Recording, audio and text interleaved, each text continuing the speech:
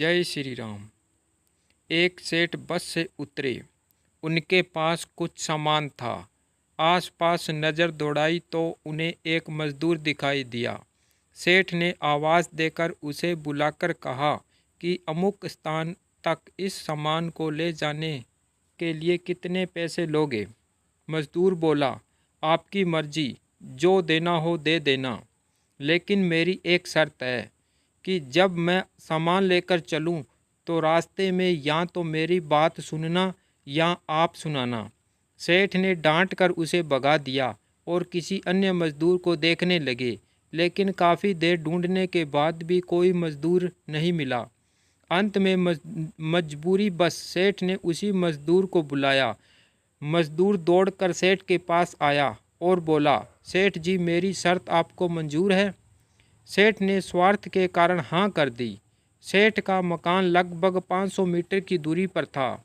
मजदूर सामान उठाकर सेठ के साथ चल दिया और बोला, सेठ जी, आप कुछ सुनाओगे या मैं सुनाऊं? सेठ ने कह दिया कि तू ही सुना। मजदूर ने खुश होकर कहा कि जो कुछ मैं बोलूं उसे ध्यान से सुनना।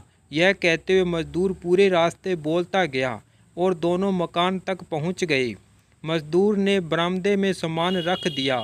सेठ ने जो भी पैसे दिए वह मजदूर ने ले लिए और सेठ से बोला कि सेठ जी, मेरी बात आपने ध्यान से सुनी या नहीं? सेठ ने कहा, मैंने तेरी कोई बात नहीं सुनी, मुझे तो अपना काम निकलवाना था।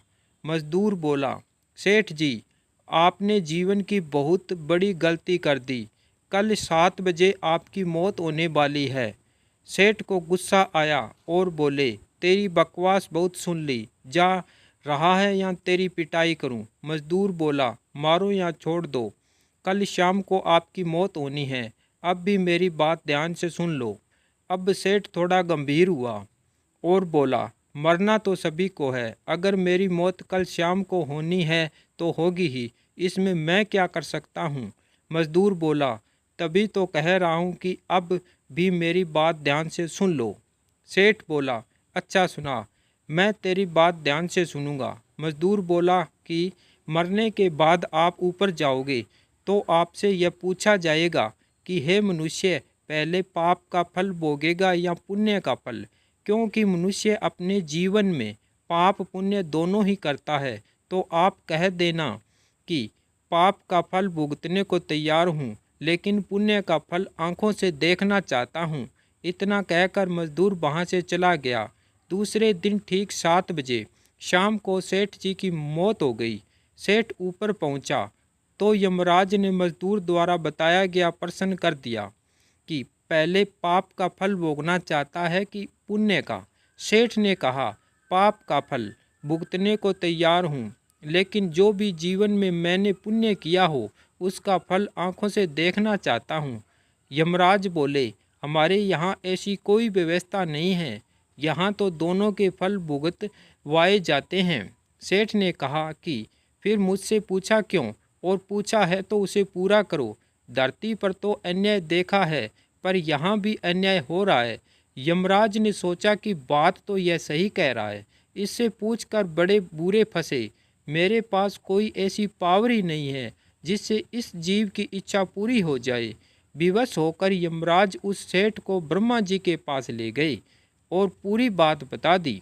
ब्रह्मा जी ने अपनी पोथी निकालकर सारे पन्ने पलट डाले, लेकिन उनको कानून की कोई ऐसी धारा या उपधारा नहीं मिली जिससे जीव की इच्छा पूरी हो सके। ब्रह्मा भी विवश हो गए। यमराज और सेठ को साथ लेकर भगवान विष्णु के पास पहुँचे और सारी समस्या बताई। भगवान विष्णु ने यमराज और ब्रह्मा से कहा कि आप लोग जाइए, अपना अपना काम देखिए। दोनों चले गए। भगवान ने सेठ से कहा, आप बोलो, तुम क्या कहना चाहते हो? सेठ बोला, अजी साहब, मैं तो शुरू से एक ही बात कह रहा हूँ कि पाप का फल भुगतने को तैयार हूँ, लेकिन पुण्य का फल आँखों से देखना चाहता हूँ।